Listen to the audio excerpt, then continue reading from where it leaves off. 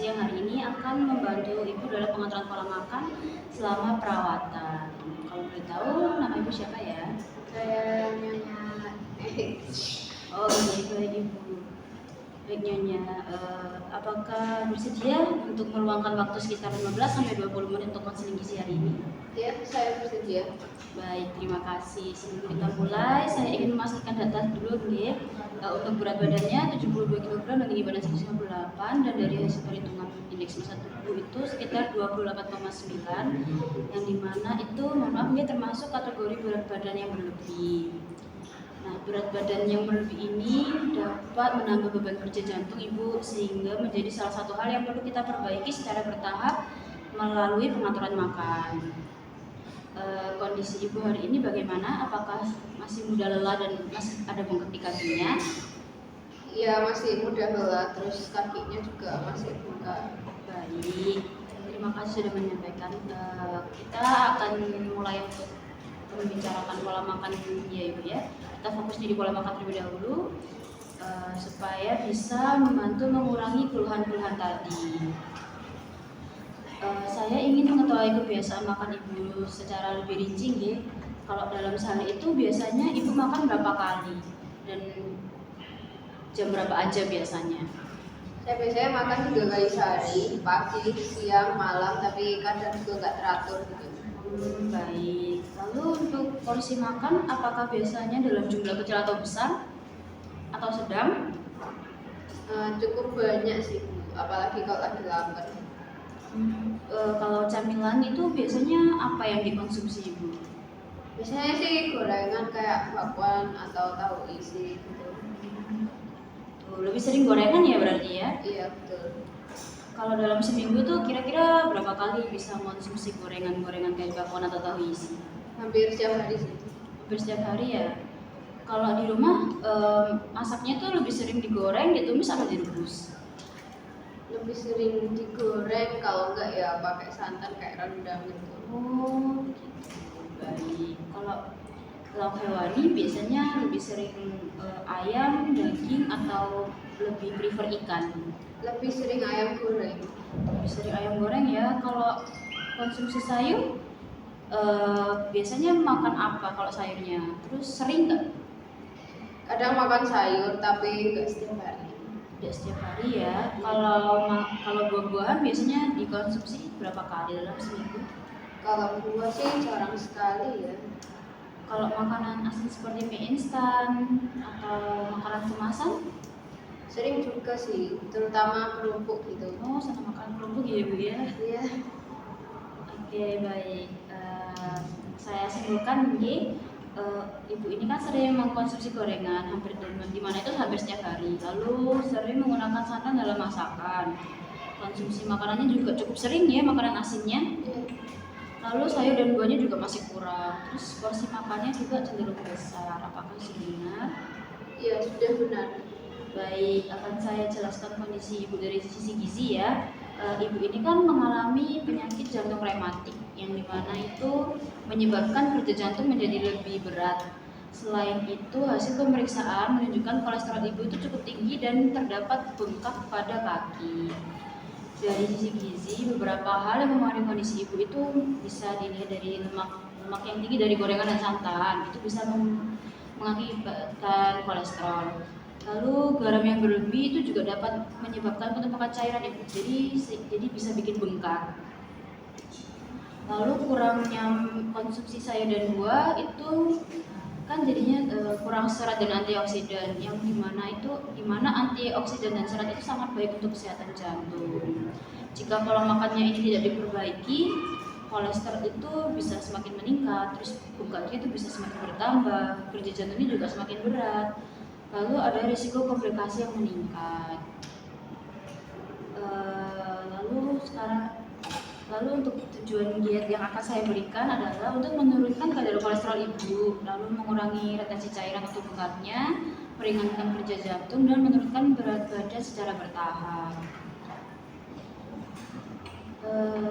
Nah, beberapa perubahan yang bisa dilakukan itu kita bisa mulai dari mengurangi gorengan secara bertahap, menghindari santan kental, lalu juga mengurangi penggunaan garam dan penyedap, memperbanyak sayur minimal 2-3 porsi per hari, mengkonsumsi buah setiap hari, lalu memilih lauk yang dimasak tuh dengan cara direbus, dikukus atau dipanggang. Contohnya nih bisa kayak gorengan diganti pisang godok, tahu kan Bu, pisang yang dikukus ya buah, atau mungkin bisa buah yang biasa aja nggak apa-apa. Terus ayam gorengnya kalau misalnya masih pengen yang agak garing itu bisa diganti dengan ayam panggang. Lalu untuk sayur itu bisa mungkin sayur bening, kalau misalnya suka yang santan-santan agak dikurangin ya. Lalu kerupuknya juga dikurangi konsumsinya. Kalau dari perubahan yang saya sebutkan barusan, menurut Ibu mana sih yang paling sulit untuk dilakukan? Yang paling sulit ya jelas yang mengurangi gorengan ya, soalnya kan konsumsi setiap hari, kalau tiba-tiba di stop itu jadi kayak sulit. Oh iya benar, kalau tiba-tiba di stop itu kan emang sulit, jadi mungkin nanti secara bertahap nih boleh menggunakan minyak, cuman dikurangi sedikit-sedikit. Jadi kita bisa mulai dari perubahan kecil yang paling memungkinkan. Nah sekarang kita coba buat target ya Ibu ya. Target yang pertama adalah mengurangi konsumsi gorengan dari setiap hari menjadi maksimal 1 kali dalam seminggu, atau kalau misalnya masih belum bisa dibuat 1 kali dalam 3 hari, atau kalau misalnya belum bisa 1 kali sehari lah minimal, maksimalnya 1 kali sehari. Lalu target keduanya adalah mengkonsumsi sayur minimal 2 kali sehari. Yang ketiga adalah mengurangi penggunaan garam dalam masakan dan juga santan ya. Apakah target yang saya berikan ini realistis dan bisa dilakukan? Iya, bisa dicoba. Baik. Jika Ibu ingin makan gorengan tuh kira-kira apa sih yang bisa Ibu lakukan biar mencegah supaya nggak makan gorengan terus gitu? Mungkin bisa diganti makan yang lain, kayak tadi katanya disuruh ganti pakai makan buah gitu. Iya itu bisa diganti atau jadi buah segar, pisang rebus dan juga roti gandum, bisa di toast ya Bu ya, pakai sedikit minyak olive oil itu nggak apa-apa. Dengan gitu kan bisa tetap ngemil tuh Bu tanpa memperburuk kondisinya. Kira-kira apakah ada yang mau ditanyakan Ibu? Ya mungkin selain minyak sama gorengannya tadi tuh, makan apa lagi yang nggak boleh, nggak dianjurkan buat penyakit sendiri? Ya, seperti santan tadi juga sebenarnya tidak terlalu, lalu garam juga ya sedikit lebih dikurangi lagi. Saya sedikit jelaskan ya Ibu ya tentang penyakit Ibu. Jadi penyakit Ibu itu adalah penyakit jantung rematik, yang dimana penyakit jantung rematik sendiri itu adalah penyakit jantung yang diakibatkan oleh infeksi yang menyerang pada katup jantung, dimana bisa cepat lelah, terus nafsu makan tuh kadang bisa menurun. Lalu tujuan diet yang diberikan itu sendiri adalah memenuhi kebutuhan energi dan zat gizi sesuai dengan kondisi. Lalu mengurangi keluhan mudah lelah saat beraktivitas, mendukung penyembuhan semakin lebih optimal lah. Untuk prinsip dietnya sendiri, makanan itu sedikit tapi sering, bisa 3 kali makan utama dan 2-3 kali selingan. Energinya cukup dan bertahap sesuai kebutuhan tubuh. Lalu pilihan lemaknya itu yang seperti ikan, omega 3, lalu minyak zaitun. Juga dibatasi garam dan makanan tinggi natrium seperti snack masak dan makanan instan. Untuk tips pola makan nih supaya tetap tidak bosan, bisa makan teratur, terus porsinya kecil tapi sering, gorengan dikurangi, pilih protein yang sehat, berbanyak sayur dan buah, batasi makanan tinggi garam dan instan, lalu cukup minum air putih juga ya Bu ya. Lalu makanan yang dianjurkan sendiri adalah nasi merah, kentang, oatmeal. Untuk proteinnya ada ikan, ayam tanpa kulit, tahu dan juga tempe. Untuk sayurnya sendiri sebenarnya bisa bayam, brokoli, wortel, hampir semua sayur boleh. Lalu untuk buahnya sendiri bisa pisang, alpukat, jeruk, semuanya air putih dan susu rendah lemak kalau minum susu. Yang dibatasi adalah makanan tinggi garam seperti ikan asin atau makanan instan. lalu gorengan dan santan kental, kopi berlebihan dan minuman energi, juga minuman manis. Faktor risiko yang bisa terjadi karena penyakit jantung rematik sendiri itu ada infeksi tenggorokan yang berulang. Terus juga ada riwayat demam rematik, kebiasaan jajan sembarangan, dan juga pola makan tidak sehat.